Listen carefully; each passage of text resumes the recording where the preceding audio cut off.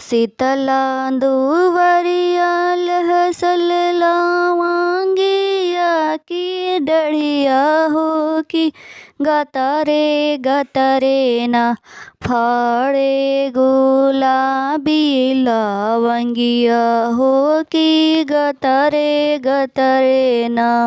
फरे गुलाबी लवंगिया हो की गतरे ना लवंग्य कटवली मैया शीतल रसवा पेरवली हो की उहे रसवाना लवंग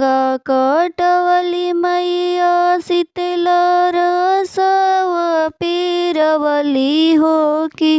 उहे रसवाना मैया चुनारी रंगवली हो की उहे रसवाना मैया चुनारी रंगवली हो की उहे रसवाना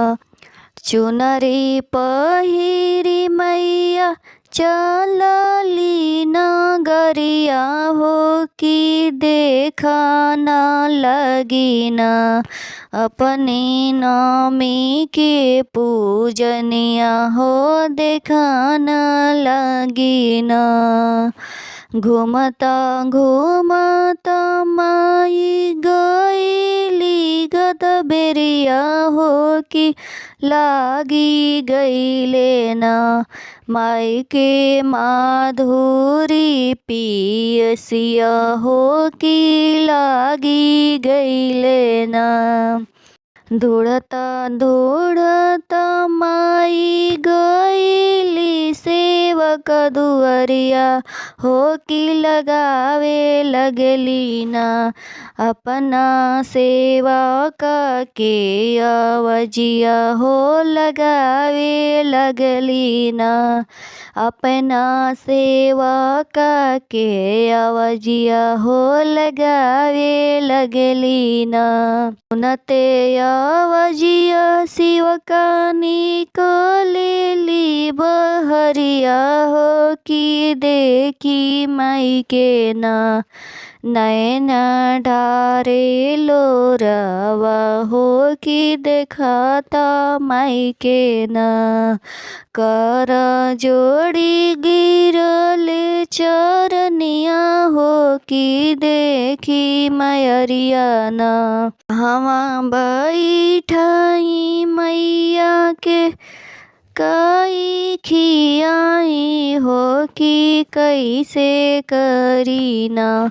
राउर सेवा सते करवा हो की कैसे करीना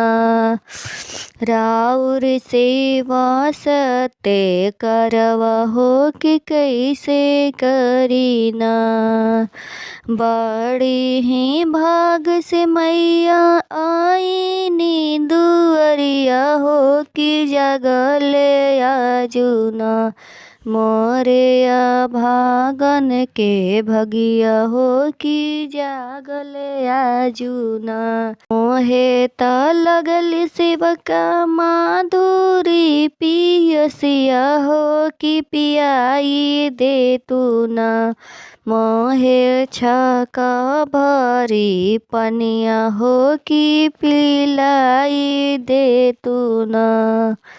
पनिया पियवल सेवका माई के जुड़वली हो कि असिसिया दिहली ना जुड़े रहो तोहरो नगरिया हो कि असिसिया दिहली ना